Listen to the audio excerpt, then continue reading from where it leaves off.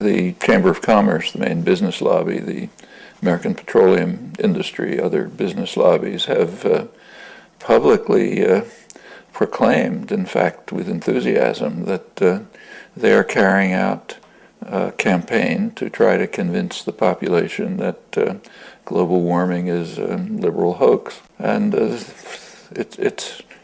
it's succeeded, unfortunately. The latest polls I've seen show maybe a third of the population believes in anthropogenic global warming.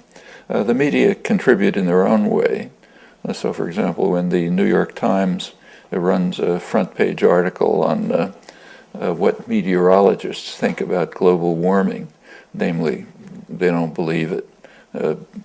Meteorologists are pretty faces who read scripts telling you if it's going to rain tomorrow. What do they have to say any more than your barber?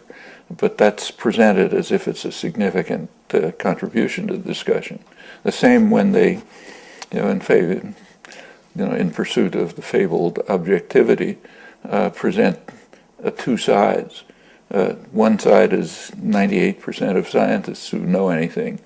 The other side is Senator Inhofe and a couple of stragglers, and that's the two sides. And people are supposed to make a choice between them.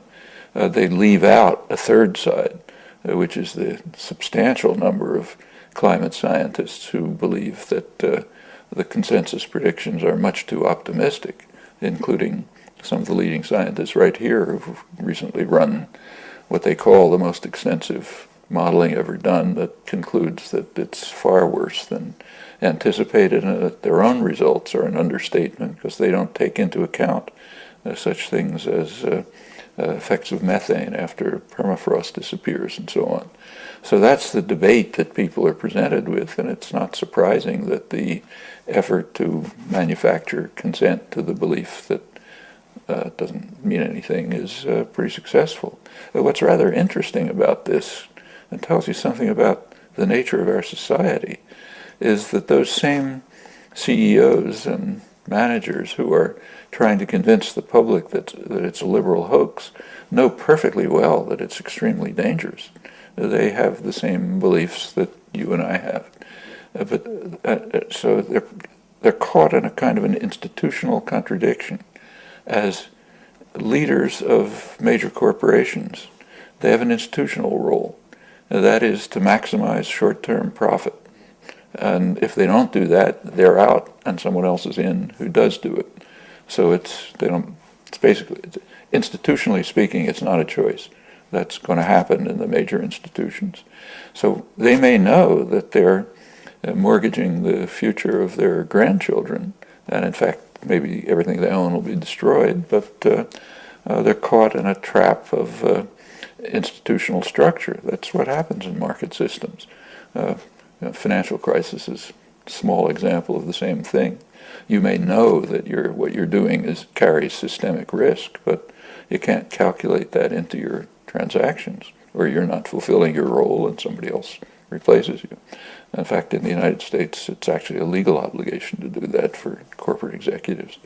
So, and that's a very serious problem. It means that we're marching over the cliff and doing it for institutional reasons that are pretty hard to dismantle. There's other factors like the anger and fear and hostility in the country about everything carries over to this. So if you look at polls, everyone hates Congress, they hate the Democrats, they hate the Republicans even more, they hate big business, they hate banks, and they distrust scientists. So why should we believe what these pointy-headed elitists are telling us? We don't trust anything else, we don't trust them. All of this combines. The latest election a couple of days ago is you could almost interpret it as a kind of a death knell for the species.